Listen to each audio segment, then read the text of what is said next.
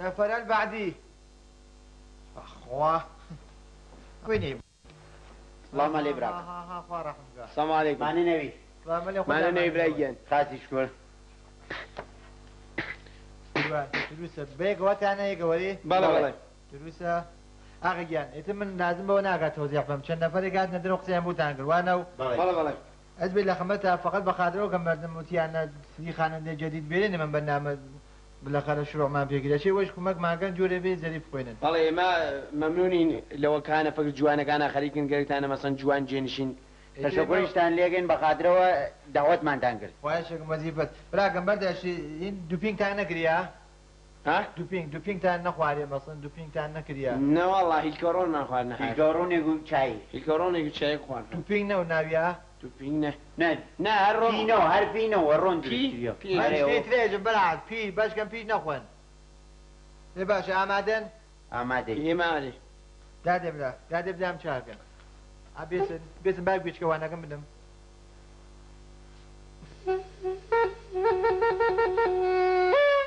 لايوه بيسن بلا بيس او دايره لاوه ها او دايره لاوه شو قبل فقني كم دايره عاول تسو هو الدمكه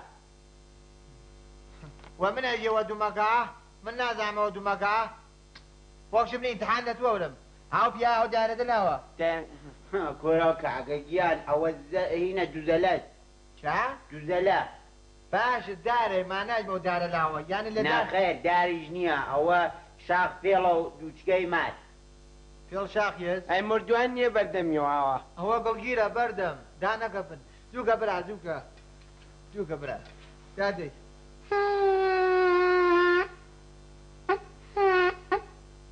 اماده هو ايجي يا ما ترزني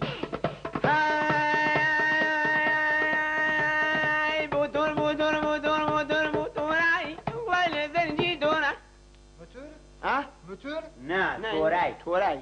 موتور يا چی؟ توراي يعني بو توراي قاري قليو بو چه توریایی توریایی اها تيجي برو بو چه قاري قليو توریایی حالي ما برو موتور اول زنجي دورا نانو او في جيكر ما شانو بوتوراي انتورا دلسنجي انتورا دلسنجي زورانه لسر شو؟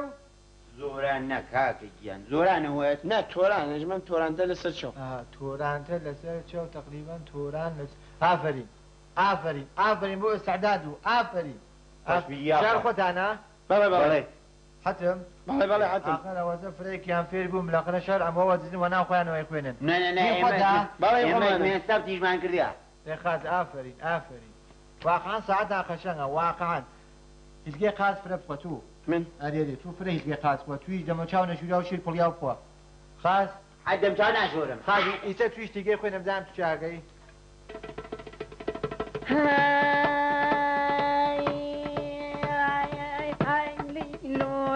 ليل مهاتو ليل مهاتو وينك فنجة وي وي شو من دا وي او هاي ليلة منزور دوي ليلة يا شو وكي ليلي وچه مسؤول المقطع وچه دكان بقالية دواقي ليلي قراني خوينا قراني شعر وقف يا تيجوش كبا اخرجي كاين تو صاو شجدان نيا او انا شجدان این من تو دو دان چوار دان قولنامه اجم دو دان او فيها چوار دان بيگونه شجدان میگوین شجدان ساعتان تو هیچ کینه صاو پاشا پاشا فالس او صاو باش منظور پاشا صاو يعني پاشیا نسبه بو فيها ساعتو پاشیا اشي جوری جمعی که تو صاو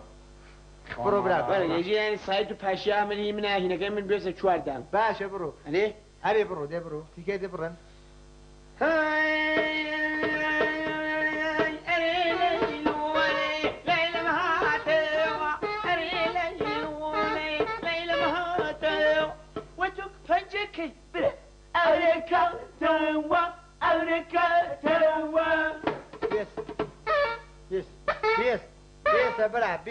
بيس نقول ترميناليا قالوا جايبوا مسافر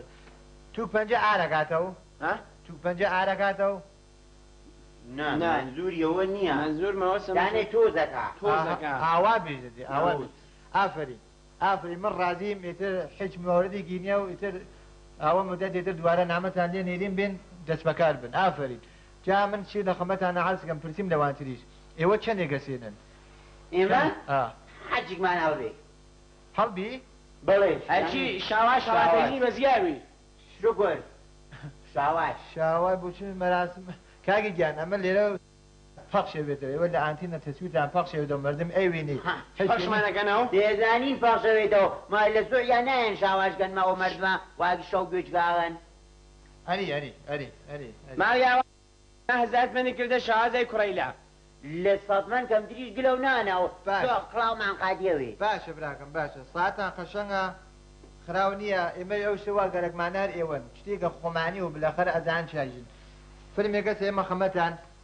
دانی کوپی لێگرن خاس. سوایە تێنەوە بۆ خۆم جا لەوە دواوتم نامانی نە شوتان تێنەوە شڵا دەست بەکارەوە وەلی قبوڵن بیتێ دەخۆشیاغا ئافری بیترە فرمەکە بێ دابچین دەست خۆشیاغا سۆزی بینەوە بۆ ئێرە ئافری ئەرێ لەو فرمەت قەشەنگ پڕیگەنەوە بیتێنەوە بوو ناو رادیۆ ئەمانە ناو رادیوە ئا. منەژمە تلوزیونە رادیو چە دەست کەسویمان خێرە قابل پەخش نییە خۆ تو چکێشە و کڵاوتە ڕاستەوە بە یاوتیکەیە ئەوە مشکلێک نییە نه سوورەت و نا سوگەتان خاسە دەبێرە. بێرە خوا حافزاغی ئافرین ئافرین خۆشوی یاخوا حافظ خوا حافظ خۆشتان بی پارێزکەن لە بازی چیت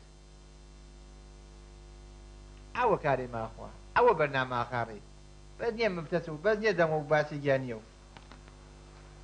نەفەر بعدی نییە برا تواوە